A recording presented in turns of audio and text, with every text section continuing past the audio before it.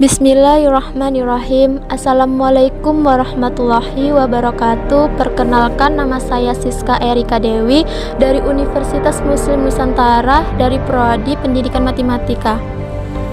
Di sini saya ingin menceritakan keadaan pendidikan pada zaman pendudukan militerisme Jepang. Di saat pendudukan Jepang 1944 sampai 1945 jauh lebih buruk, didorong semangat untuk mengembangkan pengaruh dan wilayah sebagai bagian dari rencana membentuk Asia Timur Raya yang meliputi Manchuria, daratan Cina, kepulauan Filipina, Indonesia, Malaysia, Thailand, Indo, Cina, dan Rusia di bawah kepemimpinan Jepang. Negara ini mulai melakukan ekspansi militer ke berbagai negara sekitarnya, tersebut dengan konteks sejarah dunia yang menuntut dukungan militer kuat. Jepang mengelola pendidikan di Indonesia pun tidak bisa dilepaskan dari kepentingan ini. Keadaan pendudukan zaman pendudukan militerisme Jepang 1942 sampai 1945 jauh lebih buruk dari sebelumnya di saat Indonesia masih dijajah di bawah penjajahan pemerintah kolonial Hindia. Belanda Jepang secara resmi menguasai Indonesia pada tahun 1945. Setelah Panglima tertinggi Belanda menyerah pada masa penjajahan Jepang ini, pendidikan yang sebelumnya telah berjalan saat penjajahan Belanda telah diberhentikan. Kembali dibuka semua sekolah yang telah ditutup setelah diberlakukannya sistem baru yang berada dari sistem pendidikan Belanda.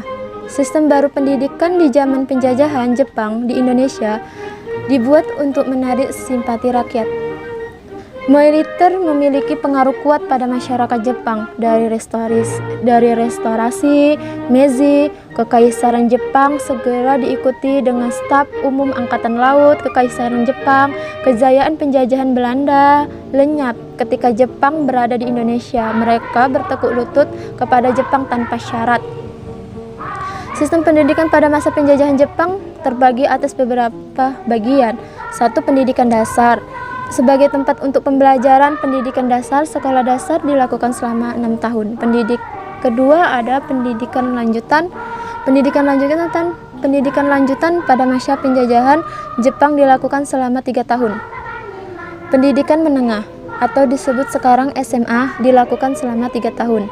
Pendidikan kejuruan adalah pendidikan lanjutan di mana pembelajarannya lebih spesifik dan terperinci.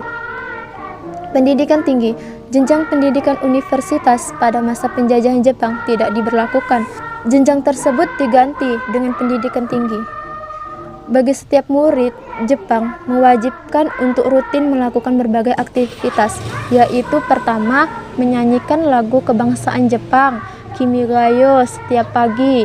Kedua, mengibarkan bendera Jepang, Hinomura, dan menghormat Kaisar Jepang, Tenobaika, setiap pagi. Ketiga, setiap pagi mereka juga harus melakukan Daitoa, bersumpah setia kepada cita-cita Asia Raya. Keempat, setiap pagi mereka juga diwajibkan melakukan Taiso, senam Jepang. Kelima, melakukan latihan-latihan fisik dan militer. Keenam, menjadikan bahasa Indonesia sebagai pengantar dan pendidikan. Model pendidikan masa pendudukan Jepang seperti halnya pendidikan pada masa Belanda yang memiliki model pengajaran pengaruh atau doktrinasi Barat. Pada masa pendudukan Jepang di Indonesia sangat berpengaruh bagi perkembangan Indonesia. Beranggapan bahwa masa pendudukan Jepang ialah masa paling kelam dan penuh penderitaan. Keadaan pendidikan zaman pendudukan militerisme Jepang di Indonesia jauh lebih buruk dari sebelumnya, sehingga banyak yang putus sekolah dan juga banyak yang buta huruf. Sedih mendengarnya, pada saat itu negara kita masih dalam jajahan negara lain. Alhamdulillah, negara kita saat ini sudah merdeka, dimulai pada tanggal 17 Agustus 1945.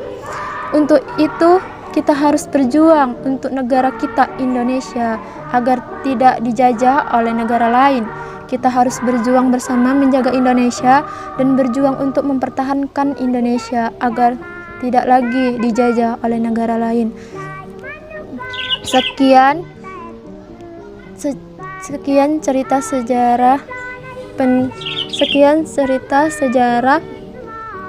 keadaan pendidikan pada zaman pendudukan militerisme Jepang. Saya sudahi dengan wabillahi taufik walhidayah. Assalamualaikum warahmatullahi wabarakatuh.